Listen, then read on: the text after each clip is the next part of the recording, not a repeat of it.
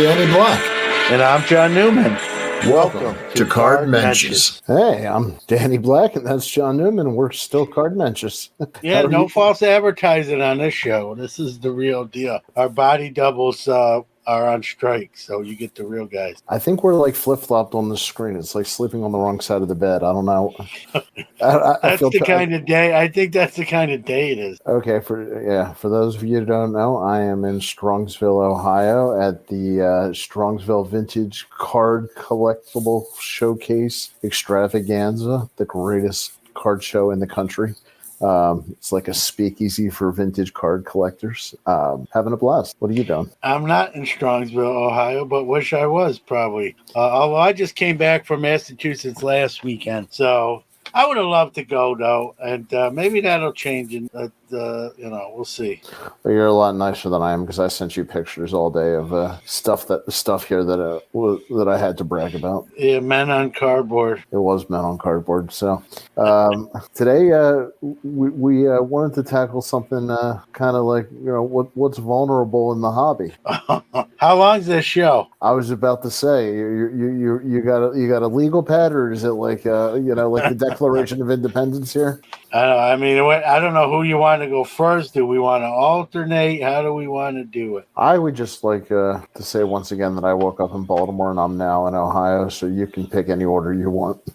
All right, I'll start. I mean, this list can go long, but I'll keep it to like top picks, right? I mean, my first pick's gonna be lesser known grading company. As the prices come down, Danny, and in SGC's case, turnaround time is great. I think if you're not in that top 4, 5 even, your days could be numbered. You don't hear unless you're in that top. I mean, we could use I don't want to make this the Beckett show. I think we've talked enough about them, but even a company that was at the top of that list years ago is now on the outside looking in, and so that has a lot of name to it, right? So I think if you're not in that top echelon of grading companies, I don't know if you're maybe you're comfortable with the intake you're getting. You don't have a big budget, okay, but if you have some overhead and you're in a building where you're paying some rent, things could be interesting in that space. I think it's fair to say that no more than 4 major companies survive or around to the end of 2023 at the most. I don't think that's going too far. I don't know that we'll have 5 major companies. Yeah, I mean, we'll always have those fringe companies, right? But I mean, some of them are not going to survive.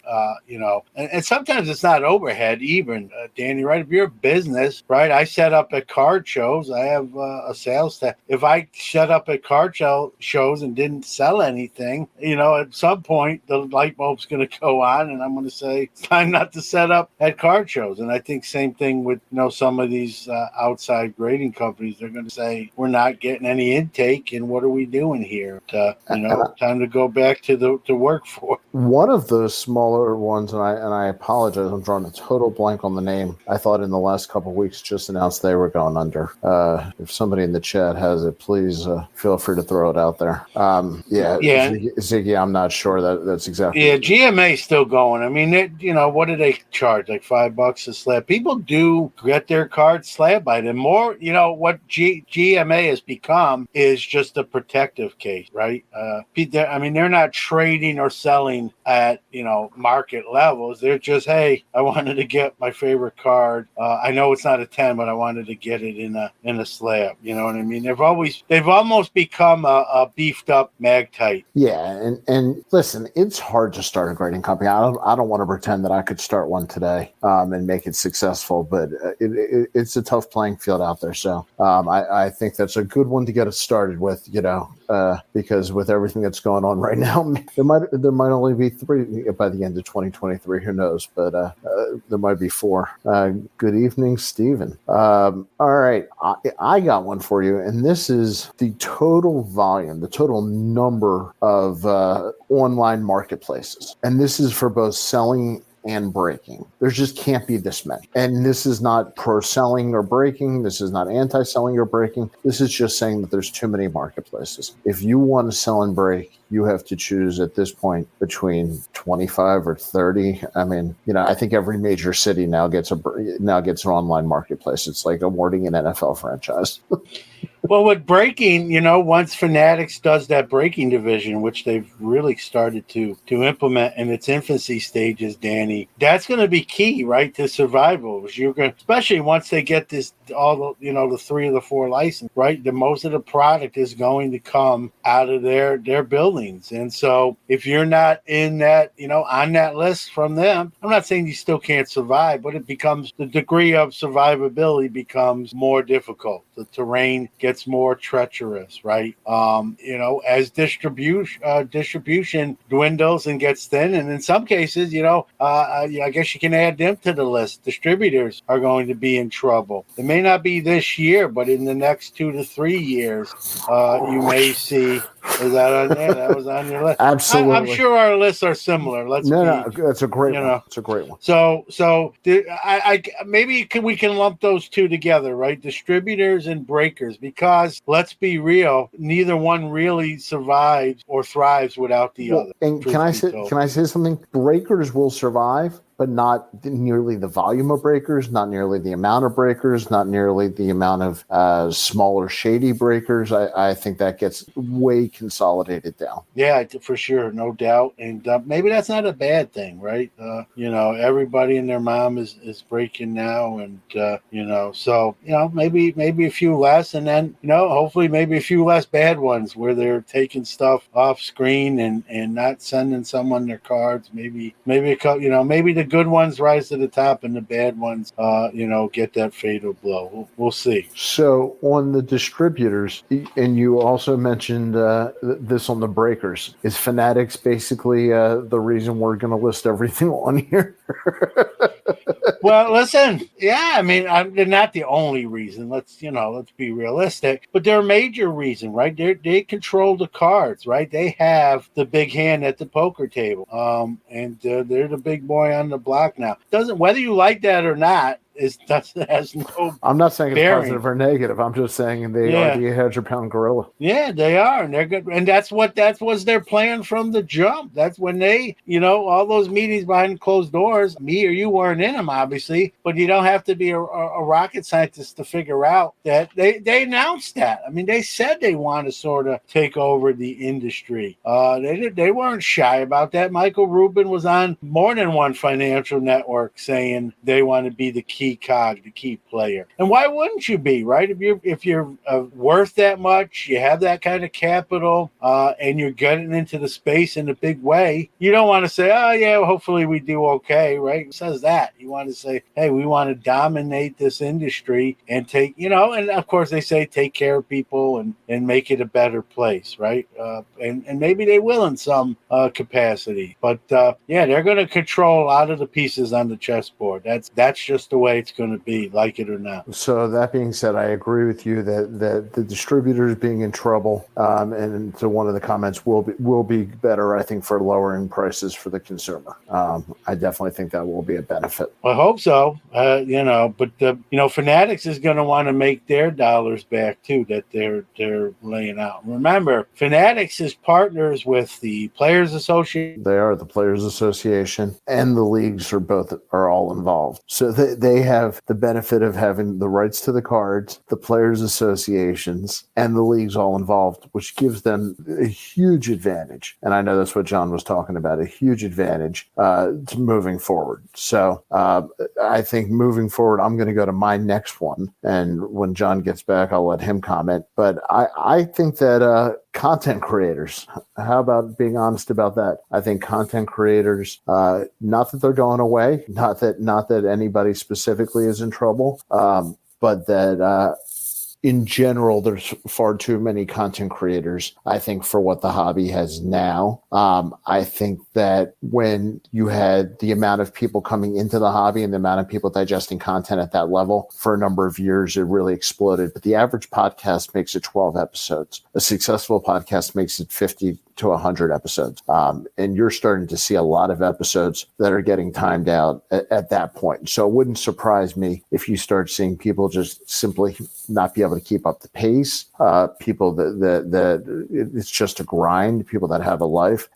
It's it's hard. And yes, look at that. That's very funny, Mookie. John, I was just talking about how I was saying I think content creators are in trouble of being lost in 2023. I just went off the air myself. And look, we did it again. For 5 minutes. So apparently I got your hotel Wi-Fi here. So I don't know how that. Right, I don't know how that. No. I was talking about that. I think content creators are in trouble, and then you disappeared. So it was really perfect because we're already getting rid of them. That's great acting, although that was really unscripted. But content creator. I mean, the list goes on. I agree. We've seen that already, right? You go to Apple iTunes. Yeah, it's hard to do a show every week or 2 shows every week. That's why I rarely will say anything bad about a content creator, because I know the work that goes into it. You gotta have passion to do this every week. So whether I agree with everything anyone says, right? I'm back at least for now. But you go to Apple iTunes and search Sports Card in the podcast, and you'll see a lot of shows. You'll see a lot of shows that don't exist anymore, right? They don't produce any new episodes and whatnot. So that's the way that will happen no matter the scenario, I think. But now with the hobby sort of calming down, resetting itself, it was easy to get into content creation when everything was turned into gold. It was Midas touch, right? Now it's harder, and so I think you'll see less shows. Not going to make me feel good or bad, right? It's going to be what it is, and hopefully, God willing, I'm sticking around. Well, I think one of the nice things about a show like this is I call it, baseball cards and sports after dark, like the old HBO show, Taxi Cab Confessions. We can just chill out a little bit. We don't need to be so serious and be hardcore. I think one of the nice things about content is you're going to start seeing it change a little bit, and hopefully, people are entertained by shows like this. I am. Well, I hope so, because I wasn't sure if you were on the show or watching the show at home. So, what's in the drink? What are we having tonight? It's just a beer tonight. After hours. After hours. We should have called this Mensches after hours. But kids drink responsibly, or don't drink because you're not legal age. More Mensches. I think that's a new plural. I like that. Logan, I think that's what we're called in Australia. I have a feeling I don't know why. You're going to have a grab of me in a pouch. I feel this coming on. Your wish is my command. So, Logan, we're talking about things that are vulnerable in 2023. What do you think, Logan? Let us know, definitely in the comments. Can I give my next one, John? Or do you have another one? I have another one, but go ahead if you're ready. No, go ahead. I just did selling platforms. That's the low hanging fruit, right? We've seen Star Stock. No one talks about them anymore. People have taken kind of their cards out of Star Stock.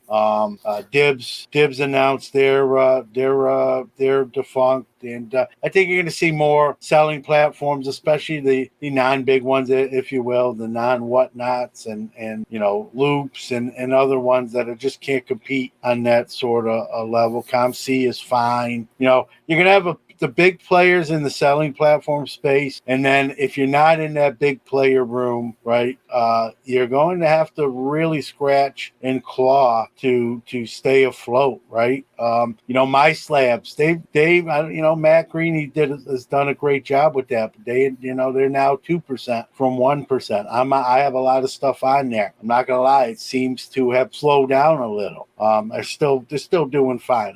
I'm not putting them on this list to watch and be worried about. But I think they had a bigger market share before than they do now. So I think that's where that 2% came in from 1%. Again, I don't want to speak for Matt, but they're probably. I think the goal of MySlabs initially was to build that site up and then sell to somebody else. Not saying that can't still happen, but that might have to happen for the viability of them to stay around. I think they're going to be all right whether they sell or they don't, but they're not spoken of in the same way, and we've seen PWCC make huge strides with their auction side. That's kind of hurt some of these other selling platforms. I know not all these selling platforms are auction sites either, but wherever people buy cards is a selling platform, whether that's eBay, PWCC, ComC, MySlabs, and those or whatnot. Those are all selling platforms. It may have different MOs, right, modus operandis, but they're all for acquisition of cards. And so some of those guys that are in that big room, right, with big boys, they're going to really have to be creative to kind of, survive. And, I had Ivan on, not to do a shameless plug this week. He belongs with the ISO Commerce. They're doing pretty well. Kind of a different way of doing things. That's my point. I think you're going to have to be creative, and you can't just put a for sale sign. Hey, our selling platform's open. Put your cards on our site. It's got to be more creative than that to survive. When you left the room, I really don't like being on the wrong side of the bed. Well, the world is right now. Well, okay. I think it was better the other way. You think it was better the other way? Yeah. I don't know. We'll try it this way for a little bit. So I completely agree with you 100%. My feeling is that we have to look at cause and effect. Golden is coming out with their entire platform. PWCC has stepped up their game. eBay is getting serious, and Fanatics is getting serious. I mean, Fanatics has their own live. Is going to have their own live channel. Those four, like they said, Danny, they're not just doing breaks. This is not just a breaks channel. They don't want to be. There'll be some breaks on it, but there's going to be more to it than that. So we're in the early innings of this new terrain, if you will, I'll call it, right? New landscape of the hobby. Again, Fanatics does not have the basketball and football licensing yet. They're trying to get it sooner with the recent news. We don't have to rehash that, but that's the big news story lately is, hey, you don't sell to us, we'll just take your talent. That's probably even worth more than what we were going to pay you to begin with. So Fanatics is not, they're playing by the rules, but they're being cutthroat. Clearly, George Steinbrenner somehow is a special advisor at Fanatic. I don't know how they figured that out, but all right, I'm gonna throw this up there because I had this on my list, and vulnerable is the key word here. I don't think they're all going out of business, but I don't know that they're all going to survive. It is a very financially intensive business, which was pointed out in the chat, and they do physically hold the product, and it's a lot of insurance, and I want vulnerable is the key term for me. So I don't know which ones. I'm not going to give a name because I'm not that smart and I don't have that much information. But I want to Ziggy made a point with MySlabs. They have low overhead because they don't hold the card, and that's exactly 100% accurate. The only thing I'll add to that, he's not wrong. He's 100% right. That definitely helps. That's why I said MySlabs. I don't see MySlabs going away. I just think there might be less cards on their site, right? As people pull them off and put them, right? I have graded cards on MySlabs. If I decide to pull all my listings, the cards are here, but if I pull the listings off MySlabs and then list them on another space, in a sense, they're losing business, right? So I think their market share may get smaller. They're not going away. I'm not predicting that they're going to be defunct. I just think it's changing. Where they were 6 months ago to where they are now is probably a little different, truth told. Absolutely. So on the vault, I just want to be fair is that I do have items in vault. So just for full disclosure, maybe I've just admitted to being a fool, but there are times where I do use a vault. It is usually more for the ability to move it into an auction quickly. For full disclosure, when I buy items, I typically end up bringing them home. but I do want to share that. All right, my turn. You got more on that? Well, I just wanted one quick comment with vaults, right? It's pretty simple. I think people want to have their cards in hand, right? Who doesn't like looking at their cards, pulling it out? Someone comes over. In my case, you do a show. You want to put them in your showcases. I have cards behind me that probably could be in a vault, but they're behind me. So I agree. Vaults are sort of overrated. I did a show about vaults on Hobby Quick Hits, and I said my vault, I'm sitting in my vault while doing this show.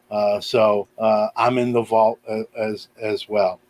So yeah, but they do have a purpose, right? People use them. They're eBay's got one now. PWCC's got one. They're full of cards, so they're viable aspects of the hobby. For me, not I like to have my cards here or in a safe deposit box, but even that, I rather have my cards. Well, my cards are all over the place, which is part of the reason. If you're just joining us, I am in Cleveland, Ohio, at a card show right now. Well, not right now. Right now, I'm in my hotel room. It's in the penthouse suite, by the way, John. If you can't tell. Nice, living large, man, large and in charge. Danny Black. If anybody else has ever been to Strongsville, or if you're at the Strongsville show, definitely let me know. I'd love to hook up with you. And a shout out to Derek, who said he's a fan of our show and came up to me today. So I told Derek I'd give him a hello. Absolutely. Is it my turn? Yes, it is. I came up with selling power. Okay. So this might be controversial. I think that short print, super short print, and whatever you want to call it, manufactured scarcity or numbered cards without autos in higher numbers, out of 1,000, out of 2,500, out of 500, that a lot of those products are never going to quite recover to where they were. And I think they're vulnerable of continuing to go down. I think as people get more selective in what they collect, I don't know that the especially when you don't know the print quantities from some of the manufacturers, I think that is going to start turning people off. I'd agree with you, but I can let me just speak to I was at the Springfield, Massachusetts show, and I can't count on both my hands how many people hey, can I see that card? Like it would be an autograph card or an autograph jersey card, and I pull it out and they look at it's not numbered, right? If I had $1 for every person that said, that's not numbered, and not just at my table, but even, I'm in a quad box with 3 other dealers, sure. And I heard people look, that's not numbered. Then I said it wrong. If it has an auto or has a patch, I think it'll still sell. Yeah, you're just talking about the base cards. Base numbers, no nothing. What about, okay, I get that more now that you clarified. What about, and you prospect probably more than me now, as I prospect less. What about colored rookie cards, like first Bowman? I'm not even talking the auto ones. I'm talking, think that goes down with the ship too? What's the first rule? You're not supposed to breathe into the mic, and I just did a big, deep sigh into the mic. No, I really don't, John. I feel bad, for all these people who might be, listening or replaying this and listening to the audio. There are certain guys who don't get an auto in their first Bowman, and I understand that there is a little bit of a Venn diagram of first Bowmans and stuff like that, but I just don't think they hold their value relative to other cards. I see them coming much more common. If that's a hot take, I don't know. No, I don't think you're far off. I'm not vehemently disagreeing with you, but I just think that people have sort of been brainwashed. Like if the card doesn't have those 2 little gold numbers on it, it's no good. And I don't subscribe to that theory. I'm still a base card guy, right? I agree, but I'm not 100% on board. I don't think you're wrong, but I'm not. I'd vote for you, but not because of that platform. Well, I'll take that coming from you. I appreciate it. I will say on a separate note, since we're talking about this, I broke a couple packs of Top Stadium Club Chrome. What a gorgeous set of cards! Stadium Club is one of my favorite set or designs, I should say. I love Stadium Club, but Stadium Club Chrome to me was next level. Yeah, no, it's sharp. It's almost like that should be Stadium Club, and yes. Don't even use the chrome, right? That's just another reason to make one of the 35 baseball products product that they do, right? But it is beautiful, for all we can bag on top, especially in years past, right? Lackadaisical design or lack of design or innovation. They've really always got sort of, I don't want to say always, but most of the time they've got Stadium Club right. Even the non-chrome Stadium Club, and now they add in the chrome edition, and it just enhances an already pretty good looking card. So yeah, I'm on board. I know that had nothing to do with our discussion. I just meant to tell you that the other day when I opened some packs. And whose card? It might be the Julio Rodriguez base card this year. If somebody's seen it, please tell me if that's the one I'm talking about. Where he's got a swing and the scoreboard, and the Nolan Arenado is gorgeous. I haven't enjoyed opening a pack of cards aesthetically that much in a long time. So yeah, I don't open as much new stuff as I used to, as I say ad nauseum on my shows. But if I go to Walmart and there's a Stadium Club or Stadium Club Chrome, somehow it makes its way into my shopping cart. Right next to the Chips Ahoy cookies. So two necessities, but at least for me. I'd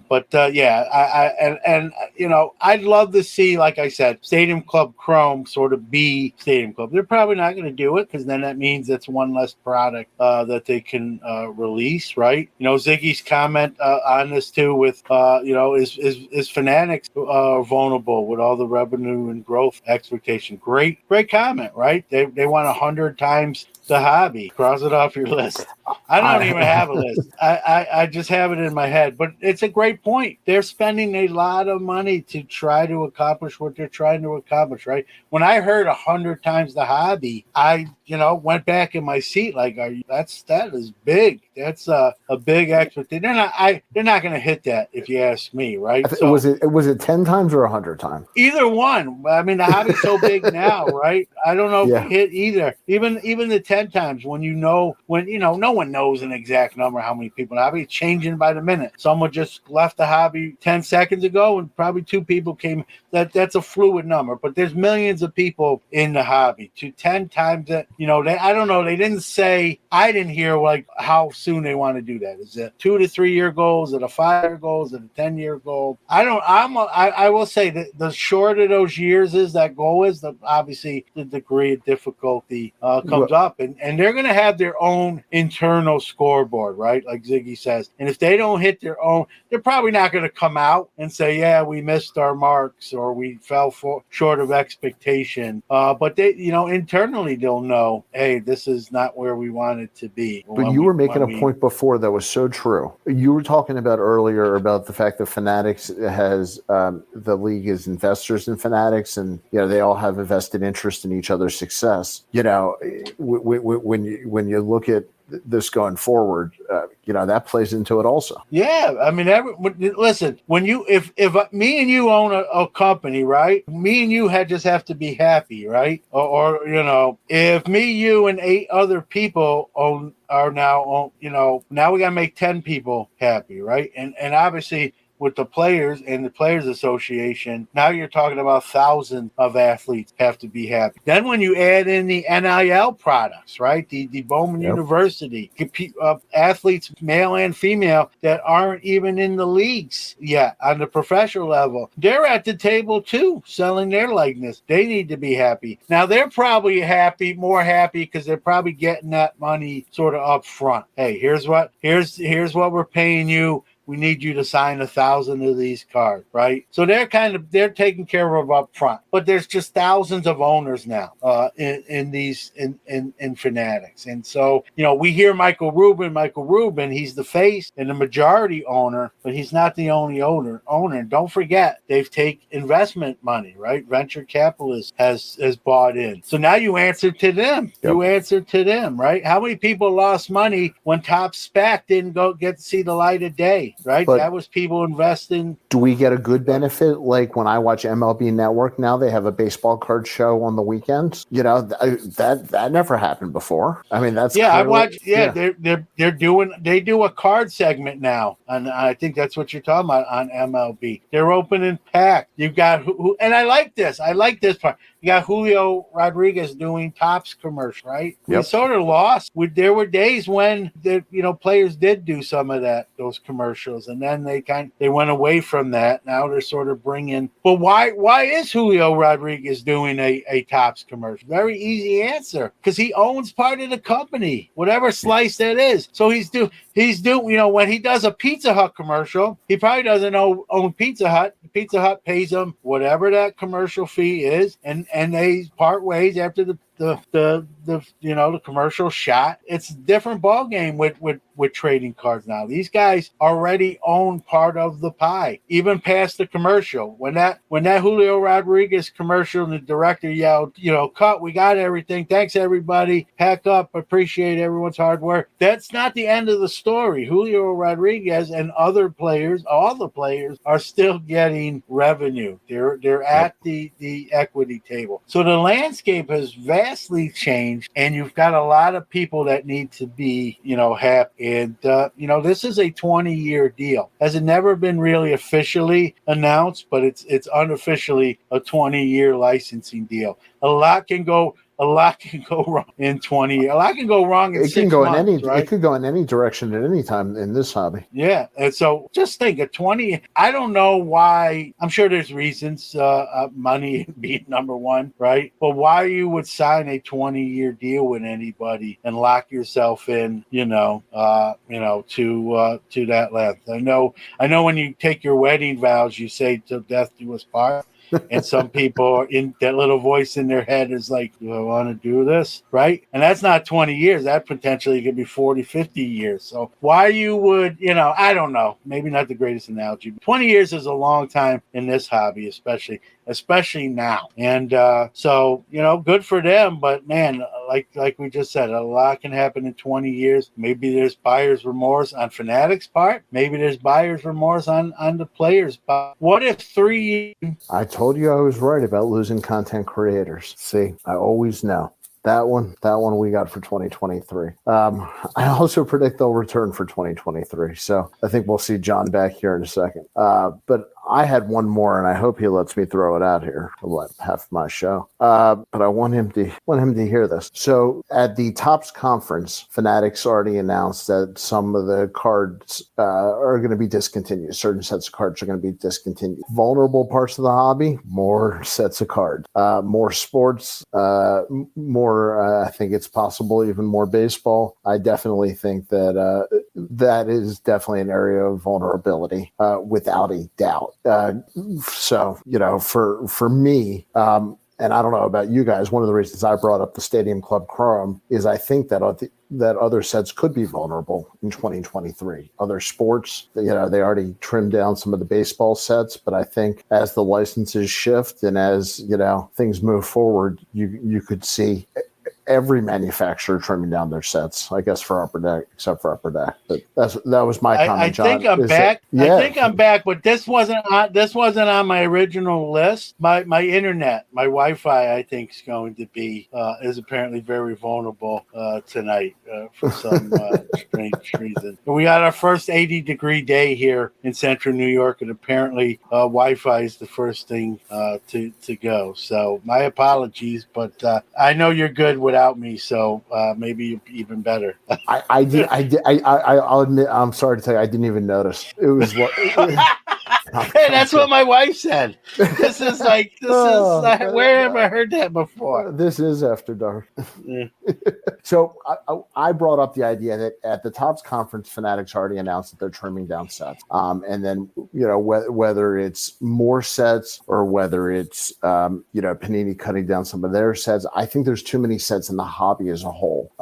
And Mookie. Prediction for 2023, John will be replaced by a Mensches AI program. Probably we'll all be better off. What is it? I think. My apologies. Like this is like my internet's been spotty before, but tonight take care. So yeah, it doesn't matter. I was asking if there's any sets that anybody liked or were ready to see gone by any manufacturer. Because I think there are a lot of vulnerable sets. Yeah, I think Topps Fanatics did a pretty good job with that initial list. We like to criticize them, right? I'll sign up for I can be critical of them. I think it needed to be done, and I think the initial list was fairly accurate, right? Topps Gallery is a joke of mine that I like to go to see to do, right? How many times you go to Walmart, Topps Gallery's there, you could put your finger on it, you got dust, it just collects dust. It's not the worst looking product, it's just price point, it's too high. So they really had a choice, right? Kind of do what they did, which is nix it or go cheap with it. They didn't want to go cheap with it, so they nixed it. And it's going to be interesting. They're still going to make plenty of product, right? They got the licensing. They're going to take advantage of that. It's the real question is going to be, what are those new products, right? What are those replacement products going to be, and will they be better, right, than the products that think of it like players, right? These 10 or 12 products all got sent down to the minors to supposedly never be heard of again. They're going to call 10 or 12 new players up, these new products. How do they perform, and do they stay in the big league? Or does Fanatics say, man, we should bring this back again? I know we cut it, but maybe we should revisit it, right? So that's gonna be the fun part, is seeing what sticks, and maybe what gets brought back from the dead, like Jason to your point, I haven't seen many people argue with the list. No, most people like tweeted it like kudos. Most people are like, yeah, that makes sense. It's like the couple that should have broken up, and then you hear they finally broke up, and you're like, it's about time. Yeah. So, all right. Did you have anything else on your list? No, I'll just close with kind of a blanket statement, Danny. I think this list is long, as we both just went through, and it could be longer if we wanted to spend even more time on it. We're not going to. I think everything is vulnerable, right? I know that's kind of a cop-out final blanket statement, but the hobby's changing by the week, right? By the day. And so everything is potentially vulnerable, from content creation to companies to see. We've seen CEOs step down. We've seen, CEOs are vulnerable in 2023. Sure, right now, why? Yeah, that is a great one. Yep. Yeah, they're vulnerable because they're the first one. It's like managers in sports, managers and coaches, right? The teams stink, right? They're not out there playing necessarily, but you can't fire the whole team, so the manager or coach gets fired, right? That's what a CEO is. Now, don't get me wrong. CEO probably even has more to do with how the company runs than maybe even a baseball manager does, and they are accountable. But CEOs are going to be in the hot seat when sales figures are released or quarterly reports come out and numbers aren't met, right? And if you're Michael Rubin, you're not going to fire yourself, but if someone else is beneath you and you're disappointed in something that comes across your desk, you suddenly become vulnerable. Not Michael Rubin, but the people below him. I think CEOs, I think you're seeing companies kind of partner up to survive. I think that trend continues. I think, what becomes vulnerable? Another thing, I know I said I was going to add, I think investment money, right? I think people are going to be a lot more careful. I think that's already tried up. Yeah. I think people are not going to pour it's still going to happen. It's not going to it's not a water faucet and you turn it off. I think it's just going to be less, and that people are going to be more like, hey, do I want to invest in this company? I could lose this $12 million. I could lose this $1 billion, whatever that amount is.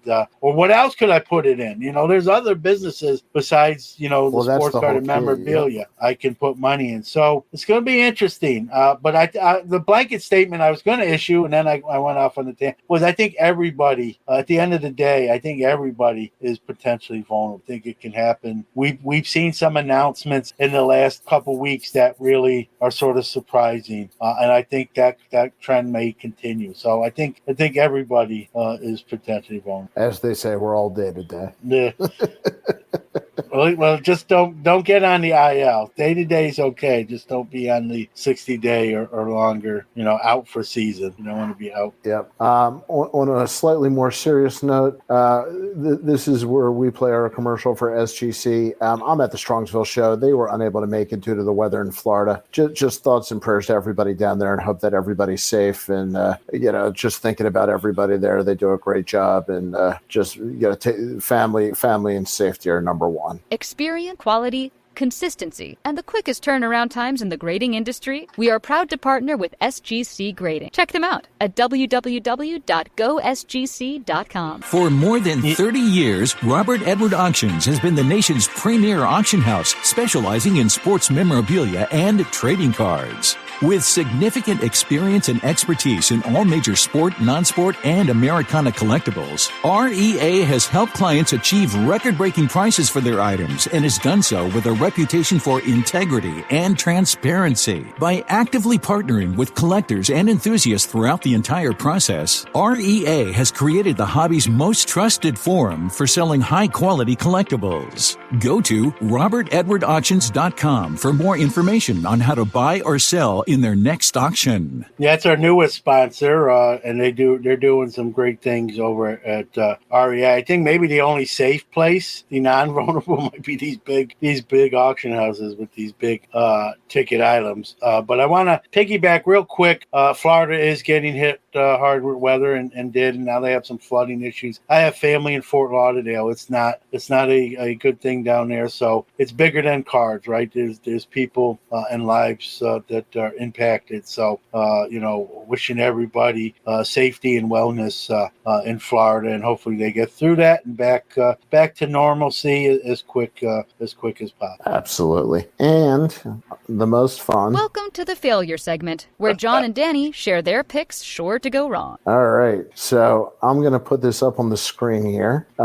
It's early enough in the baseball season. I think we can still do this and call it beginning of the season picks. I just picked the top 5 on the odds. Feel free to this list is bogus. I knew you might have a problem, and so I went to an actual sports book site to get the numbers. This was not made up by me. I'm guessing you might take the field on this one. Oh, definitely taking the field here. There's a team that's missing from this list somehow. The Mets. How about Tampa Bay with their start? That's insane. To start a season the way they are. Yep. I mean, they're going to be hard to pick against. By the way, I will though. But I don't hate the Tampa Bay Rays, but I mean, maybe they shouldn't have started that hot. I mean, because it just can get worse, right?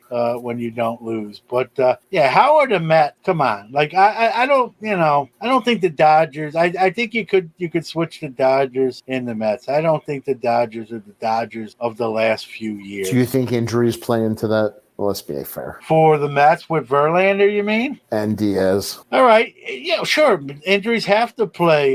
We got Steven. I don't know if he's still in here. He'll tell you injuries are a big factor, right? Right. But Verlander's is a minor one, and David Robertson is a capable closer. So, sure, does it hurt not having arguably one of the best closers in Major League Baseball? No doubt. For me to sit here and say anything other than that is disingenuous. But they're still a very good team, and they're minor league. Listen, I'm 2 miles away from their AAA team. I just watched a game that was like 9-0 in the third inning. They called off the Dogs. There's 4 guys at AAA that could be in the big league today. A matter of fact, I will say this: the Syracuse Mets, maybe not on the list that's on the screen, could beat some of the major league teams that are not on the screen, and they're not even in the big league with the Mets. So I'm being a homer to the failure here. Segment where John and Danny share their picks sure to go wrong. Well, I'm going to die on that hill with the Mets. And I know it's a homer pick. I know it, but I feel good about that team. I mean, maybe it's the Wilpon effect for how many years it was just like, oh, we'll see what happens next year. Or are the Wilpons still alive? Or did the Wilpons get arrested? Or did Major League Baseball kick out the Wilpons? And then thankfully they decided to sell, and a guy by the name of Cohen came in on a white horse, saved Mets fans and the franchise. Speak out, shout out to the Washington Commanders' new owners. And the Rays just lost. See, I jinxed them.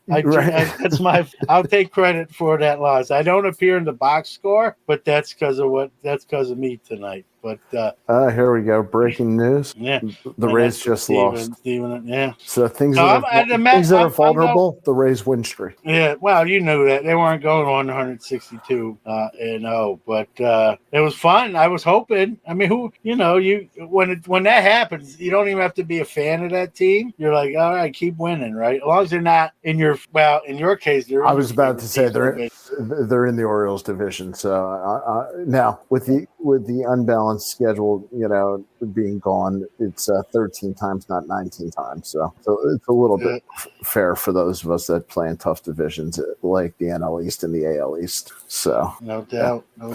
Okay, so now I'm going to actually look at the number here with my pick because I'm a big Braves fan. Used to work for the Braves, love the Braves. The Braves are my National League team. I know they're in the Mets division. This is not personal, so I would take the Braves, but that 650 scares me. I got to tell you, I really like what Tampa Bay is doing. And all you got to do is get in the tournament, and I think they're with the lead they have, in the organization they have, it's going to be hard not deserve to not have a chance to get the wild card. It's going to be hard to blow that. So I'm going to take Tampa Bay plus 850, and I'm also going to vote Mike as my favorite comment of the evening. So I will say, and Danny is great. I will concur. I did win best guy in Syracuse with a Brooklyn Dodger hat, so I'm going to hang my hat on that award. But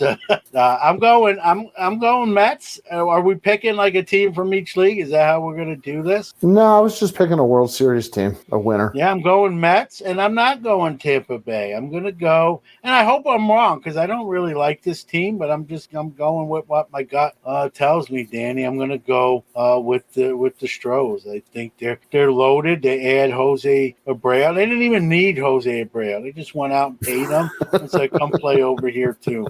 Right? Kyle Tucker is really developed into the MVP candidate. You and I are both very, very high on him. Yeah, that I thought he was. I got a lot of his cards.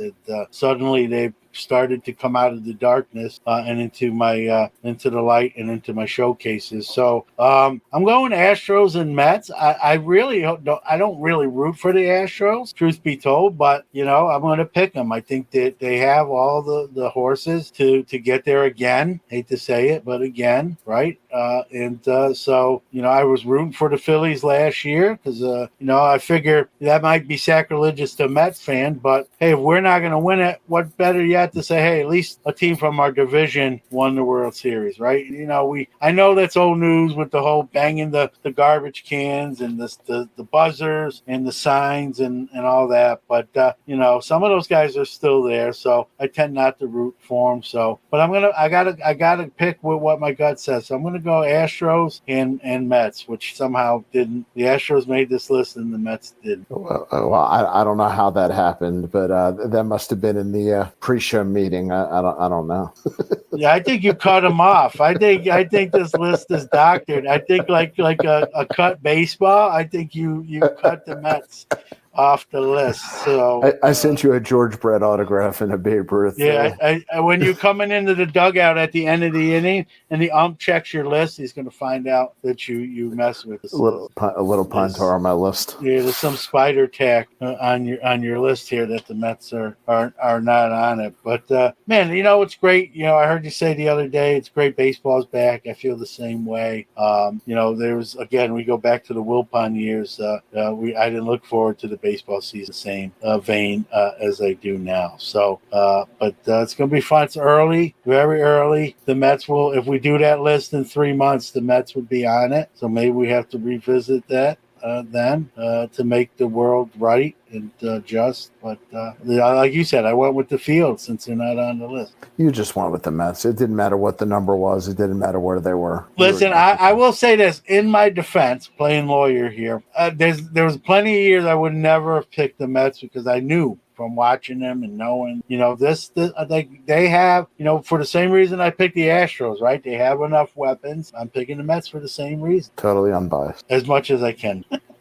This was fun. I was tired. You got me going. I could do 2 more hours, but I'm not going to. Yeah, my internet it doesn't have it in it. I do, but my internet doesn't. All right. Well, John, this was a blast. In 2 more weeks, remember everybody, we are every other Friday on the live broadcast and every other Monday on the audio release, and that's on Sports Card Nation. Yeah, and for those listening and on Sportsbalt, and for those listening on audio podcasts, just know that we do this live on Friday nights, and love to see in the chat room and banter with you and talk about some of your comments and be interactive as well. All right. Well, I'm going to go enjoy all my vintage cards here in Strongsville. See you, John. I'm headed to the vault.